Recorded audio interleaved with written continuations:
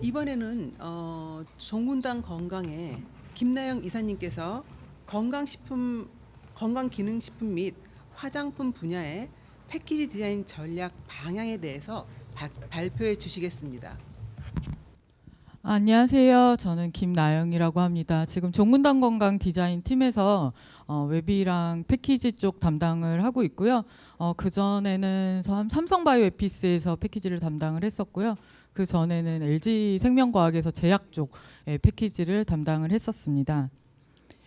저는 오늘 이제 디자인에 대한 부분과 사실 친환경을 어떻게 조금 연결을 해서 말씀드리면 좋을까, 그리고 종근당 건강에서도 이제 처음으로 저희가 ESG 보고서가 올해 나올 예정이에요. 그러다 보니 이런 부분에 대해서 디자인적으로 또는 패키지적으로 어떻게 어프로치를 하고 있는지, 어떤 제품에 좀 적용을 하고 있는지 전반적으로 좀 설명을 드리도록 하겠습니다. 저희 같은 경우는 사실 디자인에 대한 방향을 MZ세대를 조금 타겟으로 타겟팅을 하는 제품들이 최근에 많아지다 보니 그들이 원하는 방향성에 대해서 헬시 프레저리나 아니면 환경의 진심, 미닝 아웃에 대한 부분도 조금 고려를 해서 디자이너들이 개발을 준비를 하고 있습니다. 많은 사람들이 사실은 환경의 진심이지만 아까 신상윤 교수님 말씀하셨던 것처럼 설문조사를 하면 친환경 패키지를 구매하겠다, 가격이 조금 높아도 비건 제품을 먹겠다라고 이제 설문조사를 합니다. 근데 막상 제품이 출시되면 사실은 그만큼의 매출이나 효과는 기대하기 어려운 게 사실은 저희 사회에서의 현실이 아닌가라는 생각이 듭니다. 그러다 보니 저희가 일단 올해 이제 24년 3Q 내년까지 이제 준비를 하는 부분은 단기적으로는 적용 가능한 FSC 산림 인증 종이에 대한 부분들을 좀 진행을 하고, 또 소잉크를 적용을 해서 조금 더 잘 스며들도록 하고, 이런 부분들이 디자인적으로도 문제가 없도록 타사와 비교해서 경쟁력이 있을 수 있도록 디자인을 할 수밖에 없는 거고요.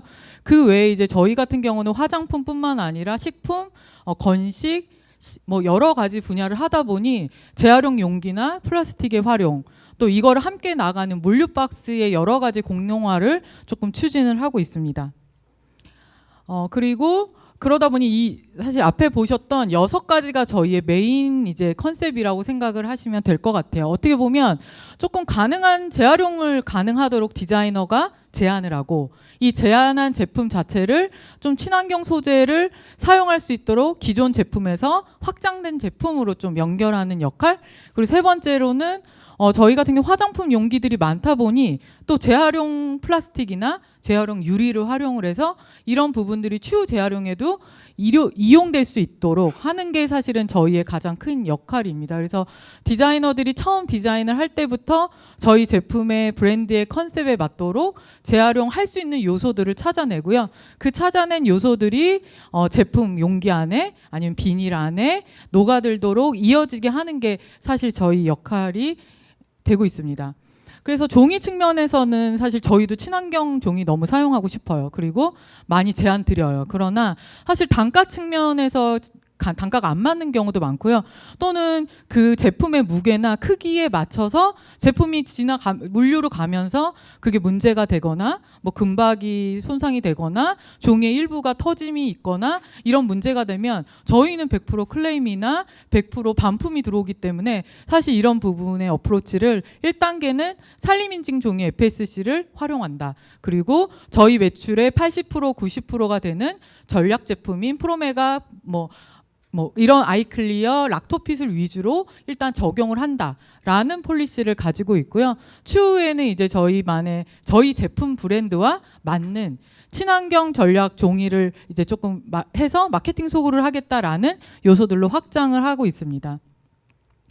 두 번째로는 이제 저희가 기존에는 사실 콩기름 인쇄 같은 경우는 화장품 쪽에는 많이 활용을 했는데요. 건식 같은 경우, 뭐 락토핏 같은 경우 색깔에 대한 발현이나 여러 가지 테스트가 필요하다 보니 사실 활용하는 게 어려운 부분도 있었어요. 그래서 이런 부분들을 조금 콩기름 인쇄를 확장을 해서 컬러 테스트를 통해서 색깔이 발현될 수 있도록 그리고 각각의 제품에 적용할 수 있도록 내년 4Q 안에는 적용하겠다라는 목표로 진행을 하고 있습니다.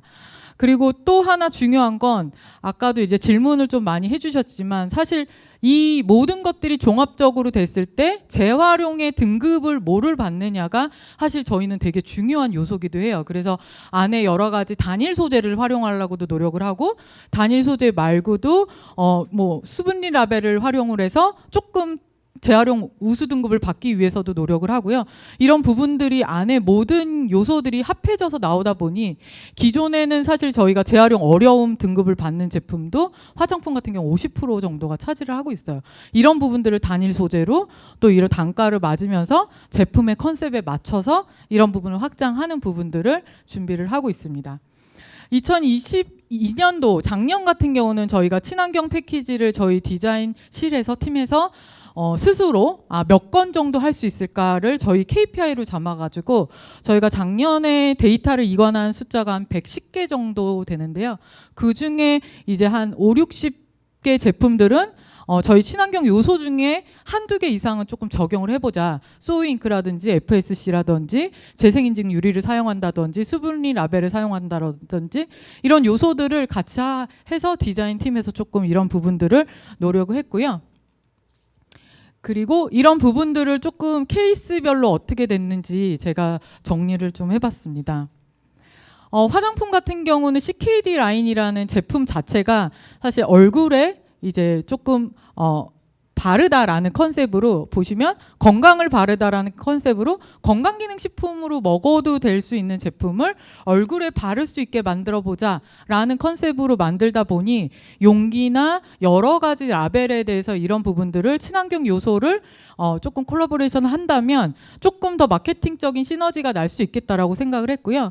이런 부분들을 아까 이제 질문 주셨던 내용 중에 뭐 디자인상이나 이런 아이디어에 조금 평가가 되느냐라고 물어보셨는데 최근에 뭐 레드닷이나 IF나 IDA 같은 경우는 사실 디자인상에 친환경 요소가 하나의 카테고리가 다 들어가 있어요. 그래서 저희도 디자인을 실제적으로 판매하는 제품을 디자인 어워드에 내기도 하지만 디자인 어워드에 낼 때는 기존의 제품의 컨셉에 친환경 요소와 이런 부분들을 UX 관점의 요소들을 두 가지를 조금 더 디벨롭을 해서 이제 이런 부분들을 좀 디자인상에 제출을 하고 이 요소의 5가지가 맞아 떨어져야 디자인 어워드에서도 수상할 수 있는 가능성이 크기 때문에 이 제품 같은 경우도 수분리성 라벨이나 종이 자체를 재활용지를 활용한다든지 이런 요소가 이제 포함돼서 디자인을 개발을 하기 때문에 IDA 상을 받을 수 있었다라고 생각이 듭니다.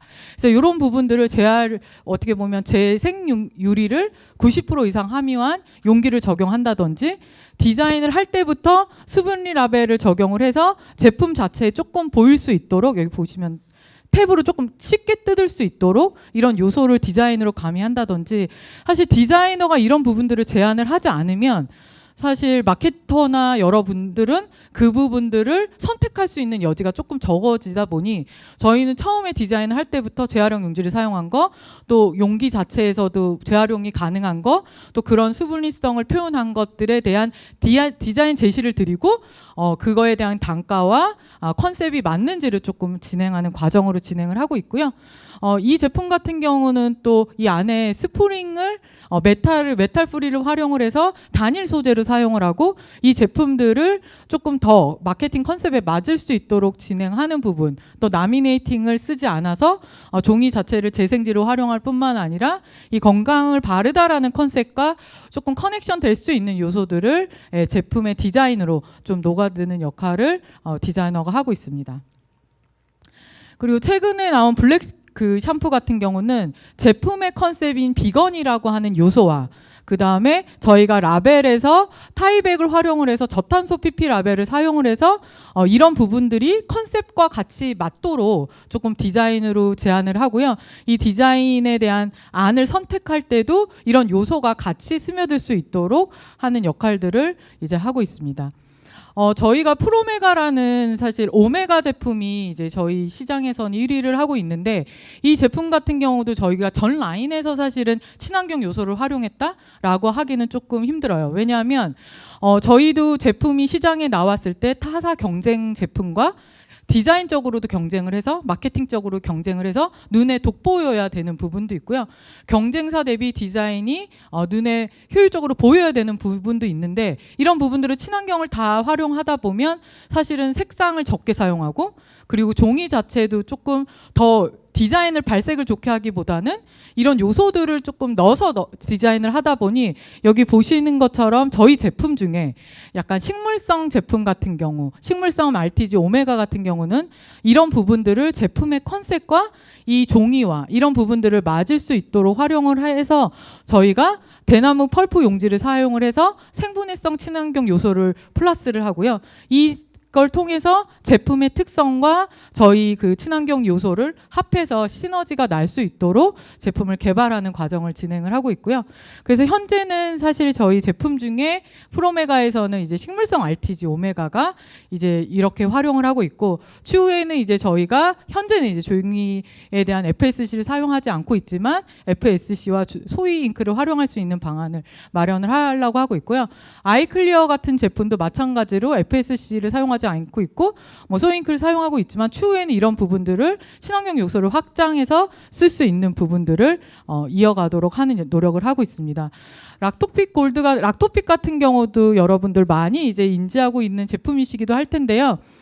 지관의 형태를 가지고 있지만 그 안에 저희가 필로백을 사용하다 보니 저희가 아무리 지관 앞에서 좋은 친환경을 사용해요라고 말씀드려도 그 안에 넣는 거는 필로백이잖아요, 비닐이잖아요 라고 하다 보고 저희가 그런 부분들을 정렬이나 여러 가지 요소를 같이 이제 활용을 해야 되다 보니 그리고 공장에서 그 라인에서 많은 양을 이제 포장을 하다 보니 모든 걸 종이 뭐 필로백이나 여러 가지를 할 수 있는 없는 요소들이 있기 때문에 이런 부분 대신은 저희가 녹색 기술 적용의 필름지를 활용한다든지 추후에는 지관 같은 경우는 소잉크나 FCC를 계속 활용하면서 확대해 간다든지 라미네이팅 코팅을 축소한다든지 이런 식의 아이디어를 제품에 적용하는 방법으로 진행을 하고 있습니다. 그래서 단기적으로는 말씀드렸던 것처럼 현 한항에 대해서 방향성을 수립하고 이 부분들을 FSC에 대한 종이 그다음에 소잉크 적용 그리고 저희 제품과 컨셉이 맞는 제품이라면 그걸 친환경 종이나 여러 가지로 활용하는 방향을 좀 모색을 하고 있고요. 또한 화장품이나 이런 경우는 가장 중요한 게 유리를 활용하더라도 재활용 어떻게 보면 유리 이런 부분들을 확대해서 활용을 하고 수분리 라벨이나 또는 뭐 저탄소 PP 라벨 이런 부분들을 계속 테스트를 하고 접착에 대한 부분들을 최소화해서 조금 그런 부분들을 할 수 있도록 하고요. 내년 이제 4Q 이후에 이제 장기 전략으로는 저희 제품에 맞는 브랜드에 맞는 친환경 종이를 조금 개발을 해서 촬영을 하고 제하우스 우수를 받을 수 있는 그런 항목들을 더 많이 만들어서 그런 부분들을 적용하고자 하는 부분으로 진행을 하고 있습니다. 제가 발표할 내용은 여기까지고요. 혹시 질문 있으시면 받도록 하겠습니다. 네.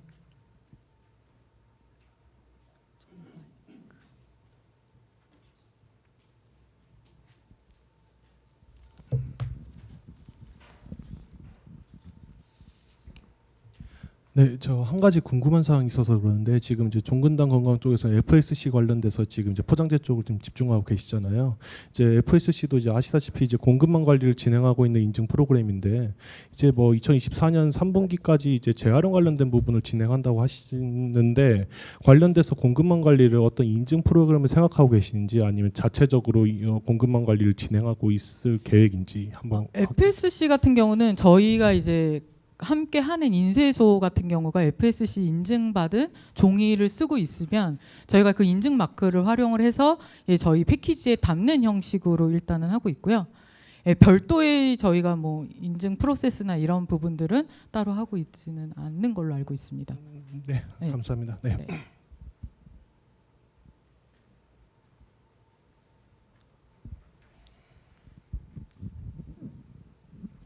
네, 좋은 강의 잘 들었습니다. 감사합니다. 아까 그 FSC에 대한 그 이 여러 가지 이야기가 사실은 있거든요. 이게 네.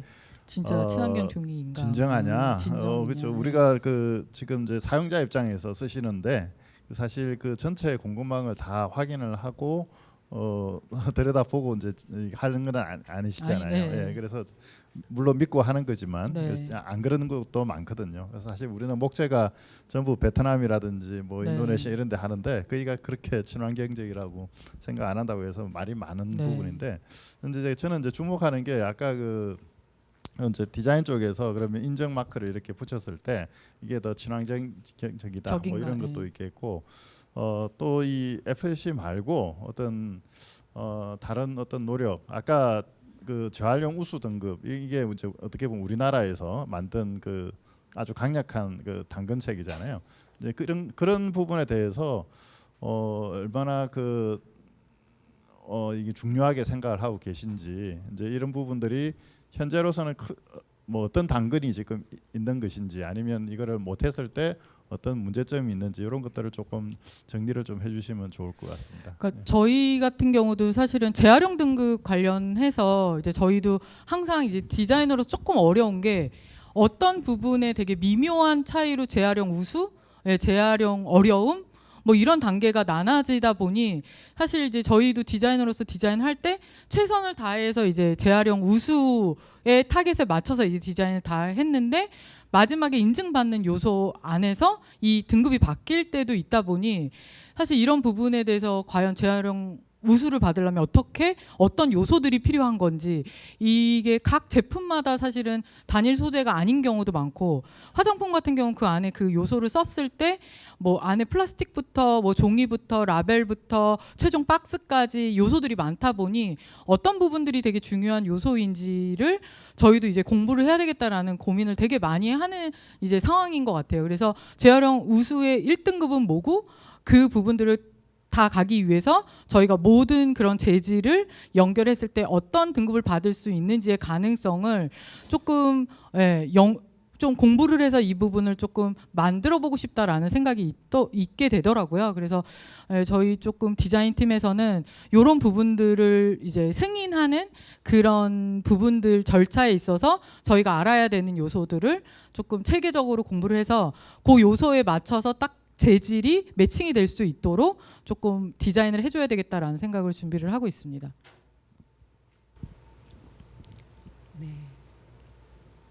더 질문 사항 없으시면 네, 이것으로 김나영 이사님의 강연을 마치겠습니다.